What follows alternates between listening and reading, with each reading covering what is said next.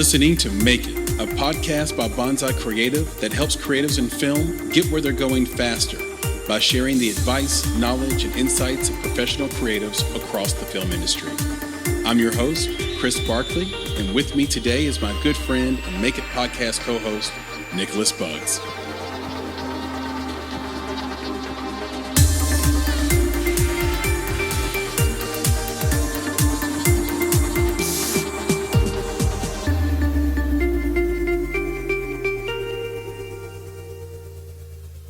Hello, Chris here with another episode of the Make It podcast, and this is an Indie Talk week, and that means I have my good friend and co-founder with me, Nicholas Buggs. Nick, say hello. Hello. Just leave it at that. Hello. Happy Labor Day, man. What is Labor Day?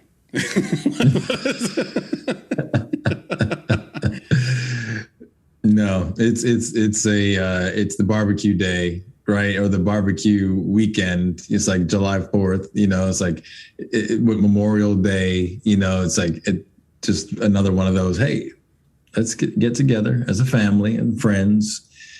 I guess now it's a little bit different because we're still in COVID world, right? So it's maybe not as many people, but but a barbecue must occur at some point around this day. I think it started with death and not barbecue. So I want to say that it was Grover Cleveland. So like late 1800s. I believe it happened either during his administration or after his administration. Could have been after, because something happened where some workers were forced to go back into a mine or back into a working situation. I can't remember what it was, at great peril. And like 40 of them died, maybe more. And then from there, they were like, these guys need to have at least one day off. Like, and that was late. I think that's Labor Day. I really think I'm getting all the details. I told you I don't know what it is, but I think that is the general gist of Labor Day. And then we have made it into this thing where we barbecue because it's like the national PTO day. It's like the national day off. And I smoked chicken today, and I grilled. I did this brine. So lots of herbs, salt, pepper, sugar, honey. I had just a hint. It sounds nasty, but it's not. A hint of raspberry vinegar into the brine. Okay. I threw some chicken thighs in there, saran wrapped that bad boy, put it in the fridge, let it brine. Took it out, put it on the smoker, on the Traeger. Then I mixed some Sweet Baby Ray's barbecue sauce. Oh, Sweet Baby Ray. That's Sweet Baby Ray. Yeah. And then I like Stubbs too. I like him. Stubbs is good. He looks like my grandfather. So there's this little chipotle honey you can buy. It's a chipotle honey sauce. And I put I'd say probably a 20-to-1 mix of, maybe 10-to-1 mix of I know it's a big difference between 20 and 10, but I can't remember now. I think it was like a 10-to-1 mix of Sweet Baby Ray's to that honey. This is hot honey. So when you taste it, it gets to the back of your throat. You're like, what did I do? So I mixed it all up, and I called it, Chrissy's Hot Chicken. And I basted that sauce all over that chicken, let it smoke for an hour. Unbelievable. Very good. I like it. The rest of it was just standard grilling. So chicken sausage, hamburgers, hot dogs. I baked some macaroni and cheese. Well, I didn't, but I participated. Grilled some vegetables. Did some veggie burgers as well for those who don't get down with the cow. And that I'm a master at. Fat patties, little salt at the end, butter you melt over the top. Lay the cheese on top there. Let that melt in. Deli slices. Never use Kraft. That's bullshit. Vermont cheddar. American. It was wonderful. So we had a bunch of people over. and And you ate well. as we do. Yeah, this is my 15th Delta variant party, and we're just my goal is just to get us to herd immunity, Nick. One party at a time. Yeah, and I see that. It was a great afternoon. I spoke about. Did you grill? Did you make it happen today? So today wasn't the grilling day. The grilling day was primarily Saturday. Mm-hmm. So we did that on Saturday, and yeah, there's lots of chicken being grilled. Did you grill because it was Saturday, ribs. Or did you grill because this is Labor Day weekend, and you have to have people over, and you have to grill. Like, you have to eat and drink, right? That's the thing. It's like, and you have to do a lot of it with a lot of people. It's just the rules, right? And then the other thing you have to do is you got to shop. At least a little bit, right? Because someone's going to give you some sort of, exactly, like, 50% off because it's Labor Day. That's awesome. So we're going to overwork the workers on Labor Day. But yeah, it's my birthday just passed. It has to happen. And Adidas keeps sending me an email saying, "Hey, Chris, don't forget that your 15% off gift." That's right. You're like, Adidas, I'm not spending any money on you. This isn't a gift. The gift is from me to you. You're right. Exactly. When I buy your shoes for 15% off. That's right. The gift would be, hey, Chris, don't forget to claim your free pair of sneakers. Right. We have awesome. Some Yeezys set aside for you in 12 and a half. Don't forget to claim it. Just for your birthday. Don't forget to claim it. Just for your birthday. Yeah. Don't forget to claim it. So fucking joke. I know. It's okay. It's okay. They try. It is okay. And I'm glad you got to cook out. I'm glad we had some fun this weekend. I think it wasn't that we ever take time off because we're always working, but to spend that time is great. And we've had a lot of great interviews come out. Very excited, very proud of those conversations, and so many more on the way. And it's been a while since we've done an indie talk, and a lot has happened in the industry around whether it be streaming, studios, release dates, theater, all the different platforms that exist now and types of platforms, or finding these new platform names. But we wanted today to start by going back to basics. And one of the things that jumped out to us was this poll from the Hollywood Reporter that really speaks to something that we've talked about probably from day one on Indie Talks. And so I'm just going to read from it. This is from the Hollywood Reporter. Not only did Ryan Reynolds produce and star in Free Guy, but he also devised an intense marketing plan which kept the film in people's sights even after it got delayed several times. Reynolds shot about 75 pieces of marketing content for Free Guy in an effort to set a variety of tones that could match the news cycle at that time.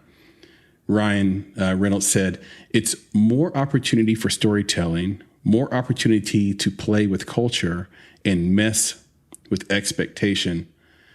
And this is incredible because I think the assumption is, Nick, that Ryan Reynolds doesn't have to do this, and that this is a studio film.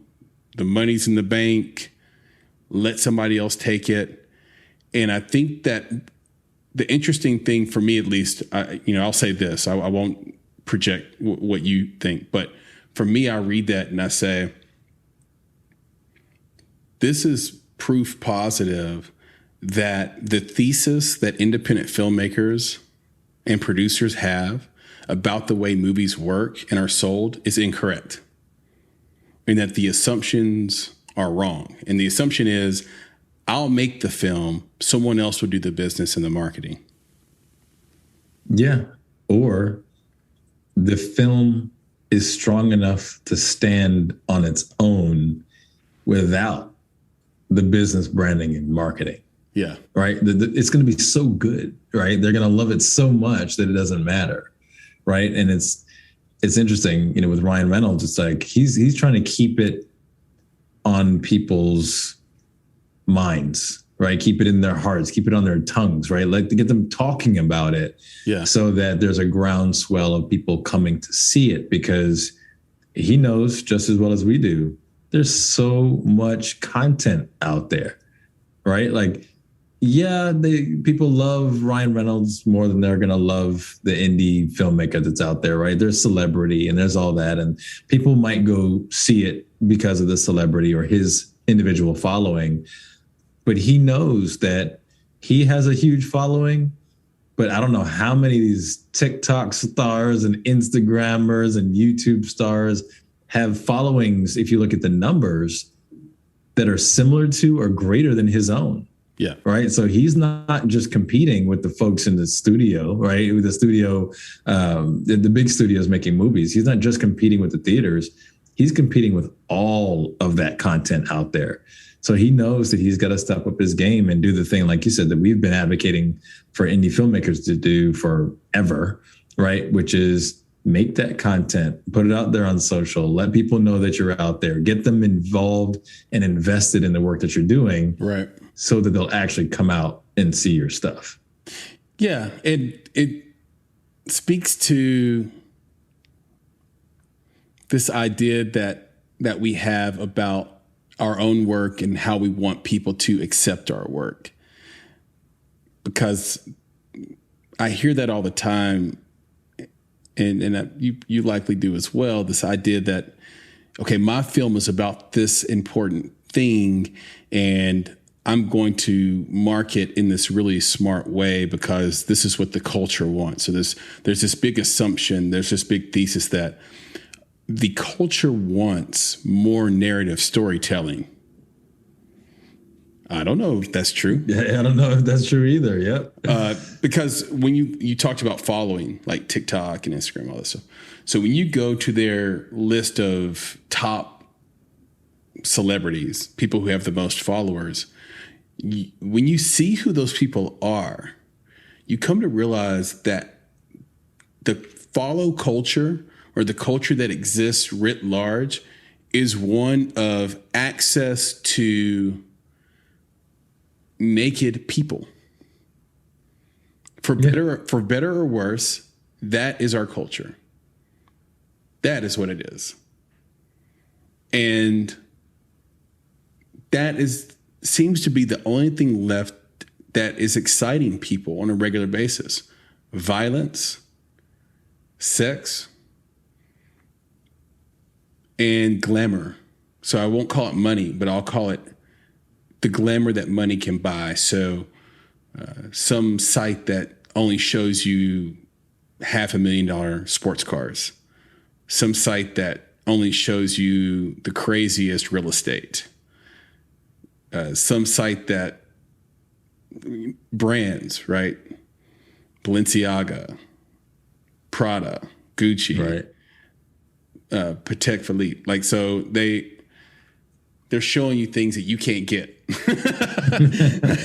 Like that's the culture. So we hurt ourselves when we say, okay, I don't need to market to, like, that's not really what it is.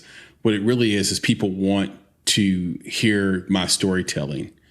And that on its own, because the desire from the community is, and the culture is so strong for that no marketing and branding is needed. Like, we don't have to do anything else. The film is going to kill at the festivals. People are going to love it. It's going to become word of mouth and all that stuff. And I'm sorry, but that assumption and that thesis could be incorrect. Well, you say it could be, and I think I'm just going to, step out and be like, it is, right? Yeah, I think that there's, there's a combination of things. I mean, because we've seen this and heard it, right, at multiple stages of our societal change over the past several months and several years, right? It's like there was a time. I just got "We Are the World" in my head as soon as I said, "There was a time." When's the last time you've heard "We Are the World"? 2 days ago, bro. 2 days ago. I legit played it for my kids. Here's what stands out to me. There's one person that's really singing on that. maybe 2. Wait. Everybody else is kind of just they're just kind of slow walking through the Bruce verses. Springsteen, bro. Yeah. Yeah, he's getting it. He's getting it. Well, he always sings so rough. I mean, he's like, he does. No, but it's raspy though, man. He gets it. So yeah, anybody listening needs to listen to We Are the World and listen to Bruce Springsteen. So there were these different times in our, like I said, societal change, where one was, female empowerment, right? I mean, that's still, an in topic, but there was a time, especially around, when Wonder Woman, the first one came out, it was big, right? And that we would hear that from people all the time. It's like, well, why are you making this film? Well, it's because people want to hear about, women-centric, female-centric topics. They want to hear it from, female filmmakers. And then it was, okay, Black Lives Matter. People really want to hear Black stories, and they want to hear from Black filmmakers. Voices. Exactly. Oh, don't get me started. I'm going to jump on your Black voices in a second. So the next one that popped up was like, Asian Americans, right? Well, people want Asian stories right now. So I'm going to do Asian stories. It's like, no, man, that's not what people want.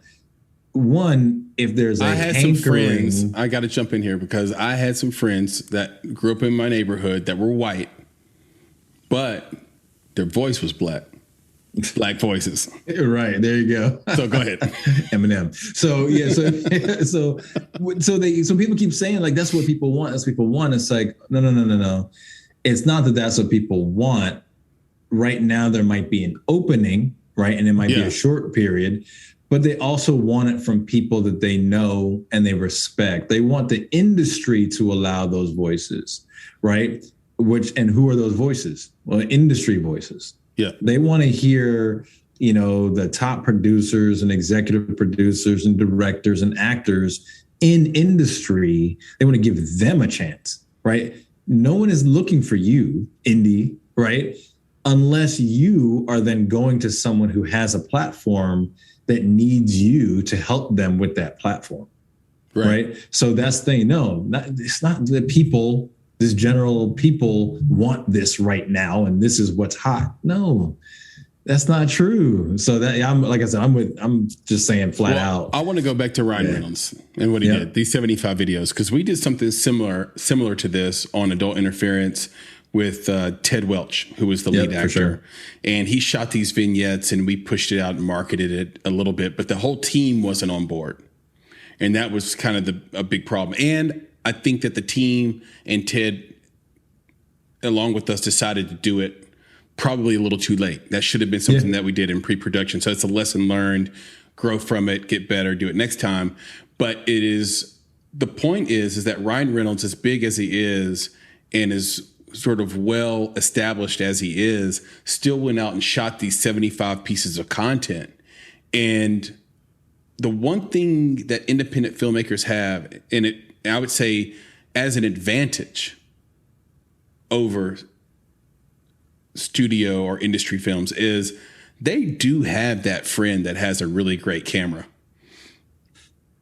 And they do have that friend that's just chilling with that camera. Yep. And that will come and meet them at a coffee shop and write some things out and work some stuff out and will work for the love of you as a creative. Whereas, if I am Ryan Reynolds, I might have a friend that wants to shoot with me, but I also might need to pay that person because I'm Ryan Reynolds. Like because of and he doesn't necessarily own the movie. Right. So there might be a set of permissions and different folks that you got to go through in order to publicize that content. So, yeah, it's a potentially different than the independent, filmmaker world. Right. So if you're an indie and you're making a film or a TV show or a series, web series, whatever it may be, you have to think about the world as it could be, not the world as it is, and get really creative around what is the right way to sell this movie? How should I be selling this movie? What extra can I do? Because it's all on me. This is my baby. It's all on me. I want to put it together, figure out how many pieces of content I could create of a different variety, just like Hollywood Reporter said, that I can push out into the world and really have a solid effort to try to sell my work versus whatever that other alternative is, because the thing that amazes me about this is there's this assumption that the way that the big boys and girls do it in industry and in Hollywood is that they just make the film and they have executives and creatives and these teams all around them that do all that stuff for them. No, it doesn't have to be that way. It could be that way, and it comes at an incredible expense called P&A. That's like 35% of your budget. But as an indie, this is a great thing. Like, you see that and say, okay, I can do that too. I can view the world and my world as it could be, not as it is, right? Like that old parable about cutting the butt off of a turkey at Thanksgiving, and the kid doesn't know why the mothers keep doing that. And because it was the right. Yeah. And they go all the way back to the great grandma, and the great grandma says, well, the reason we do that is because we didn't have a pan big enough to fit the whole turkey. Right. So you find out that the conditions have changed, and but the behavior has not. Behavior is not. And we see this sort of all around us all the time. And some filmmakers are doing a great job of that. Like, they're shooting with their iPhones, like their iPhone 12.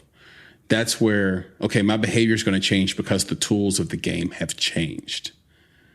Like, how would I, instead of saying, this is what my film school taught me to do, like, this is the triage of filmmaking, how would you create something with the resources that you have if no one taught you to do it? That is where the innovation lives. That is where the lowering of budget lives. That is where the great sales ideas live and marketing and branding ideas live. It's by erasing what you've been taught and what you think you know and going out and saying, well, this is the way I had to make this work. And someone's like, what did you do again? Yeah. And I think that, you know, like I said, in addition to the innovation, right, which should come with, you know, filmmaking and the things, the products and the social, the branding, the marketing, really for me, it's just remember that you're in competition. I mean, that's what it is. And it may not be that you're in competition with someone for quality or story, right? That'll come later. But the first thing is you're in competition for eyes. Mm-hmm. Right? Like, someone needs to know to go click on your thing because there's so much content, right? Like, how do I go if I'm in TikTok, that's where I spend, you know, 95% of my social day. How do I know to go to your film?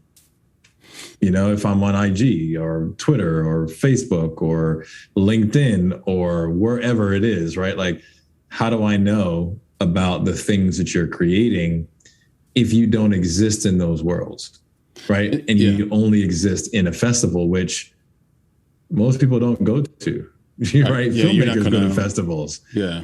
Right. That's who goes. You're not going to get that opportunity. It's like you're preaching to the choir, and it's about. But remember, the choir is trying to be on you know, the preacher as well. That's basically what it is. Like, yeah.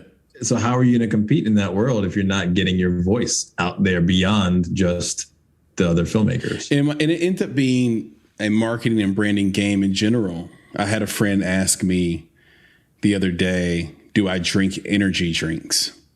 And I said, I'm more of a coffee person, but, you know, I don't really drink them that often, but I mean, I'll have one. And he said, well, how do you know which one to drink? And I said, well, you know, the energy drink game is a marketing game. A marketing and branding game where they select a segment of society and sell to that segment because there's nothing new under the sun. The jig is up. It's the bloodiest of red oceans, and it all works the same. It's, you know, it gives you energy. It has sugar. It has caffeine. Right. So if you're Red Bull, you have completely dominated the X Games crowd. If you're a skateboarder, if you ride a bike, if you snowboard, you're probably going to drink a Red Bull. If you're Bang Energy, you have owned the party-going crowd. Yeah, college age. The college age, the all-nighters. If you're 4 Hour Energy, you have completely dominated the office worker that crashes at 3 p.m. and wants something in a shot form that isn't the coffee that they've had all day long. And so you go down the list of energy drinks and it's all the same. What you find out is that every drink has to have a thematic purpose and has to have a why that's really bold and in your face so that you know this is the energy drink for you. For you. That's and right. That's what we have to do as independent filmmakers. We have to make that thematic purpose and that why very obvious. So I know what you're making and I know it's for me. That's the key.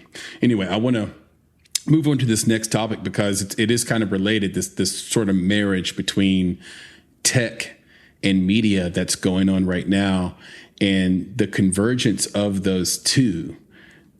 And largely what we see now, there are people who will still soft pitch it and say, well, the battle between the studios and Netflix, and no, it's over. It's over. It's been over. Netflix won. Everyone copied Netflix. They're going to win too. It reminds me of gas cars versus electric cars. So any car maker pushing their chips into the center of the table on combustible engines are fools, and they have already lost, and they will be obsolete soon. It is the Model T replacing the horse. It is all that stuff. So right now, the technologists have stolen Hollywood. Tech has stolen Hollywood, for whether it be SVOD platforms, fast platforms, which is like Pluto TV, where they really just brought cable to your desktop, to your OTT box, right? They just, you cut the cord? Okay, well, we'll follow you over here. We'll bring all of our ad revenue with us, and we'll just give you novel content. And instead of you having to partner with some evil cable company that you hate that is price gouging you and price fixing you, we will provide this service through whatever device you like, whether it be a Roku, Apple TV, a PlayStation, Xbox, etc. There's VMVPD, so virtual multi-channel video programming, those types of distribution, so YouTube Live, Hulu Live, and that is all technology-based. So that's the distribution point. So the distribution point now is completely digital, completely tech. It's a world of coders and engineers. And then when you look at the creation side, now it hasn't necessarily leaked down and seeped down into indie yet, but if you look at studio work, that is highly technical now. So from visual effects to audio engineering, to many, many other facets of actually putting a tentpole movie together, you wonder how much of that is actually done live and how much of that is done in a studio. That's when you see the credits roll and there are 10,000 people in the movie, that this has become a technical job, right? So that's true. What are the implications of it? It's almost like instead of, I think like on Indie Talks from, let's say a year ago, we would say, hey, stop collaborating with your cousin and go find somebody that can really do that job well, and then try to make a team with them, no mercenaries, et cetera, like our deepest philosophy. But now we might take that in a different direction and say, maybe you should find a technical partner, Nick, to build your film with. Yeah, project. I think when we talk about cutting the cord, I kind of think about it like we just switched the cord, right? The cord is just different now. So it's like what cutting the cord for a lot of people actually means is, device agnosticism. Mm-hmm. Right. So what did cable do? Cable said that I had to watch it on my TV. Right. What did streaming do? It meant that I could watch it on any device that had access to the internet. Right. It's still the same kind of content. You can still do advertising or not advertising. You can still record and DVR. It's all the same stuff. So it's like, if you talk about going like the next step, like where we are, it's not even where we're going. It's like, are you working with people, a team that thinks about device agnosticism, Yeah. Right. So are you still in this world of filmmaking where you want to be seen in a theater? Like, is that still important to you? Well, that's the problem, Nick. The problem is that the film industry has these two worlds trying to work together, but they're really pulling and pushing against each other. You have these old, antiquated systems of distribution and contracting through unions, theaters, studio systems, whatever it might be. And then on the other hand, you have NFTs and smart contracts and where it's really going. And they're pushing and pulling against each other. And they're trying to work together, but they're not really compatible, are they? Yeah, well, when people continue to make content in the old way, then people will continue to find ways to monetize it. Right. And I think that's why, we say it all the time. That's why some of the independent filmmakers are failing to, reach their idea of success. Right. Because you have a lot of distributors that'll just take their stuff. Right. And it's not a fault of the distributor, but it's like, hey, yeah, we got a model that's going to work for your thing that you only wanted people to see in a theater. Right. We'll take it. We'll push it out to the other platforms that are out there because you're not getting a theatrical release, and we'll release your movie. Right. Like that's what there's a model for that. But is it a model for success? Possibly not. Right. Possibly not. Yeah. Right. Because you're not thinking about who you're, like you said, who is your audience, and then how do they consume content? Right. And how do you direct content to that audience? Again, there you go. How would you do this if you weren't taught this antiquated model of how to do it? Like if you were just plopped on this planet with project in hand, so you know nothing, how would you actually do it? That's an interesting question to ask yourself as you approach some services deal through Betamax that pushes all your content out to all these places where it gets lost in the ocean of content that are part of these companies' slates. You might not do that because the technology exists right now for you to literally have a technical partner build you a distribution point. Sheila Andreen at IndieFlix did that. Yep.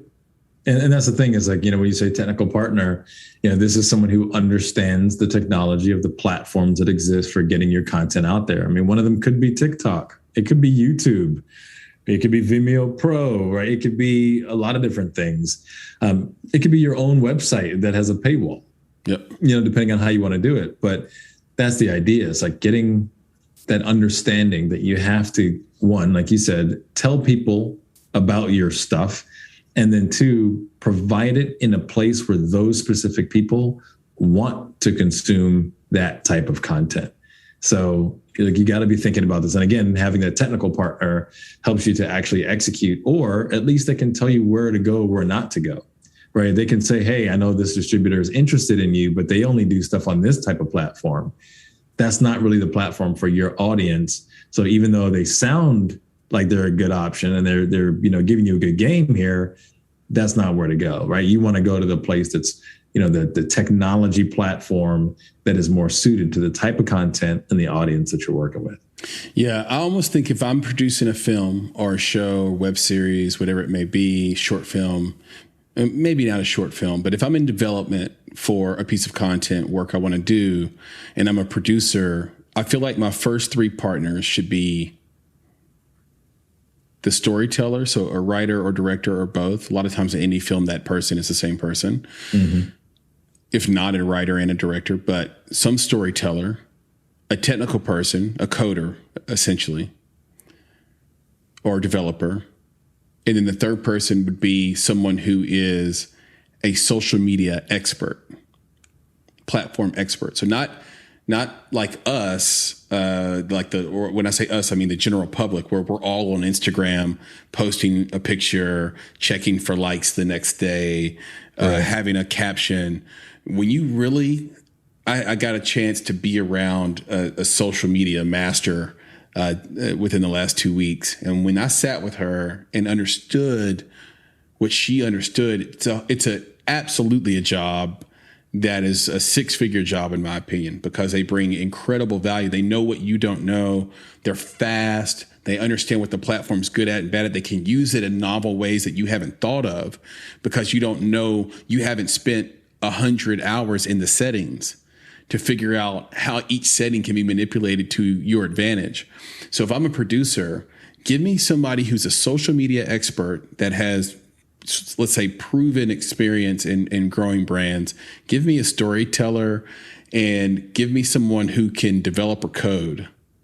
And when I have that in development, I know I'm going to be able to create a story around my brand, a theme around my brand. I'm going to be able to have distribution points that are novel, and I'm going to be able to execute upon those novel distribution points in a way that is unique and powerful because of that social media person's expertise. So to me, that's the new stack. That's the new talent stack. Yeah, I remember for us, I think the other part, it's like that, maybe that fourth person, really, that is the branding person, right? Because that branding person is the one who's creating the imagery, right? And the emotion, right? How you want to connect to your content that is then sold through the creator, the writer, sold through social media, and then sold by the person who's doing the digital work on that side too, right? The coding and development. And I think that's another huge piece, for me, that I think you add to it. But this just goes back to, again, one of our kind of our talking points forever, and will be forever for indie filmmakers, is that this is the type of stuff that you do up front. This is the type of stuff that you budget for, right? You need to have this in your budget, that social media, that branding, the people who are doing the digital artwork, these folks who are technically savvy, that goes in the budget. Right. Right. Well, historically, the producer's first instinct, Nick, is to go find another producer. Right. Like, let me go find somebody I can share the work with, share the leadership with. Right. Yeah. Okay. In the contracting, let me go find a line producer who can make me a budget. And you still need a line producer, but if you didn't know you needed a line producer, you might not start there, is my point.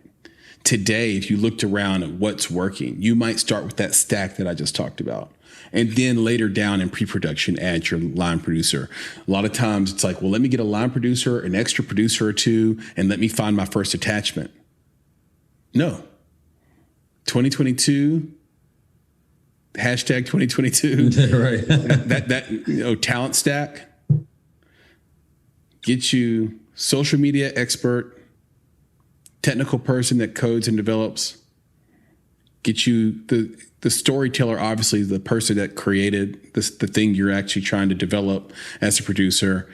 And yeah, if you can have a branding specialist there that can create the brand, that you create the pieces, the marketing pieces around, that you feed to that social media person, that social media person then feeds through the distribution point of your technical, then to me, you're going to be golden. Because remember, the reason Ryan Reynolds did what he did before, not to take us backwards, but the reason he did that was because Free Guy kept getting delayed.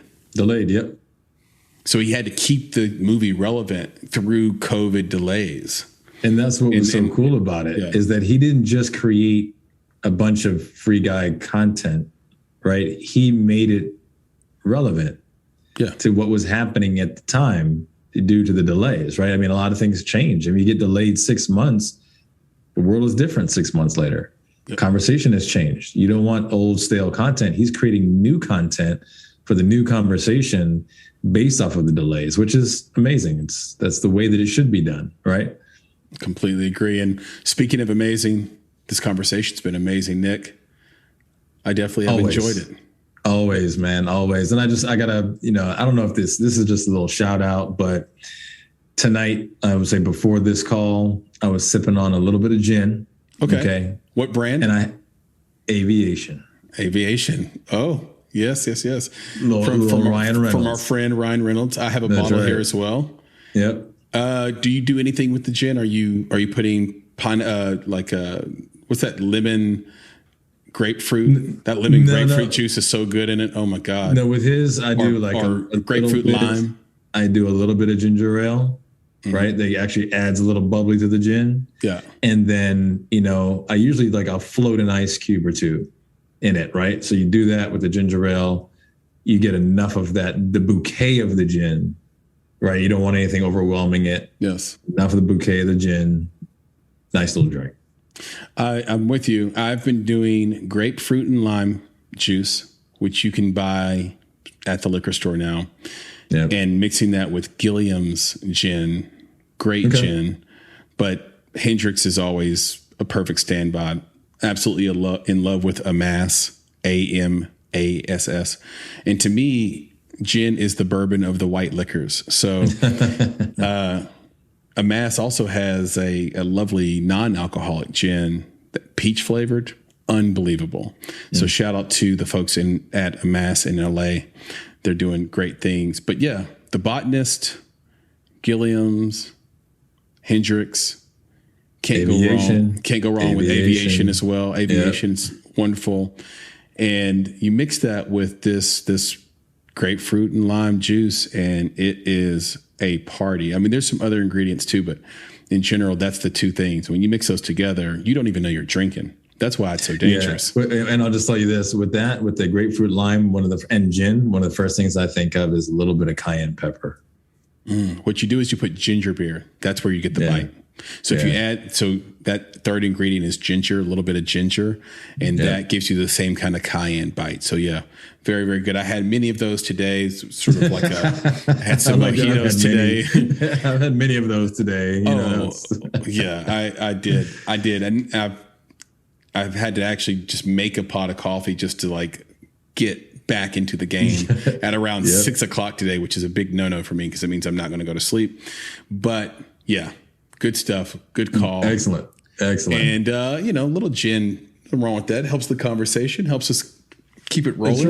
That's right. It's just a little oil. That's all it is. Had I not drank so much earlier today, I would have had something to drink, but I'm drinking a nice little cup of Four Sigmatic Lion's Mane Elixir tea.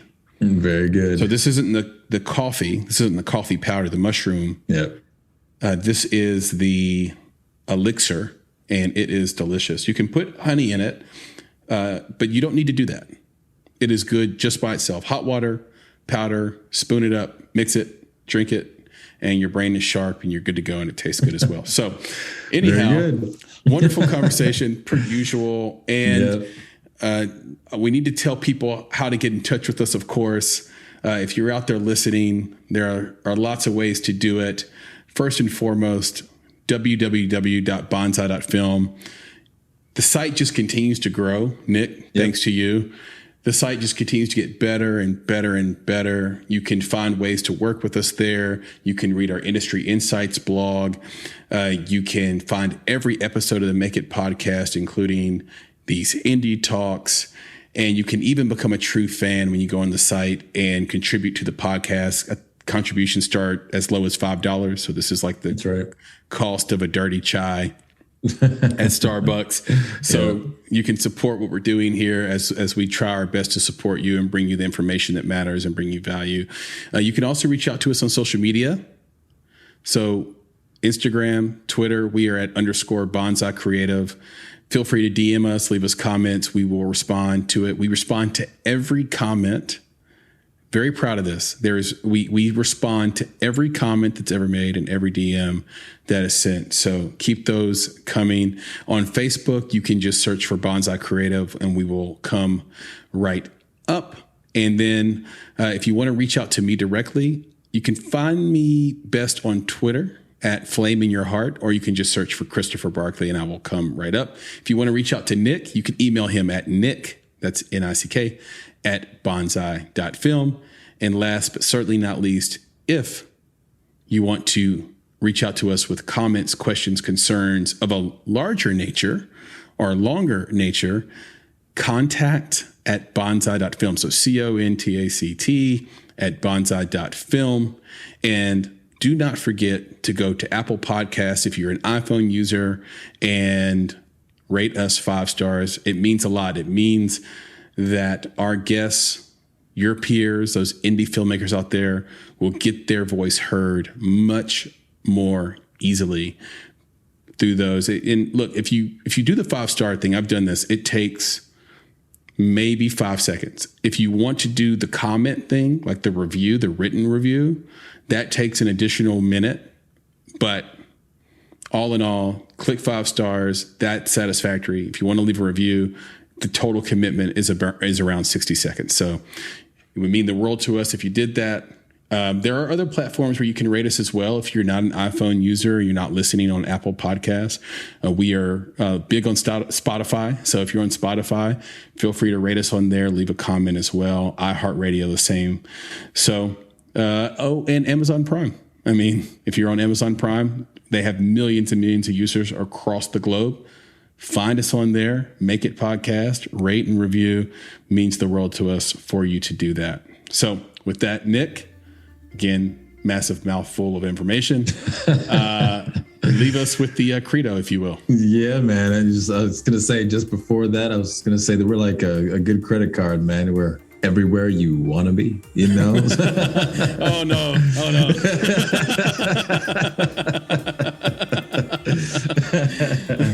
But, again, here at Bonsai Creative, we say, be better, be creative, be engaged.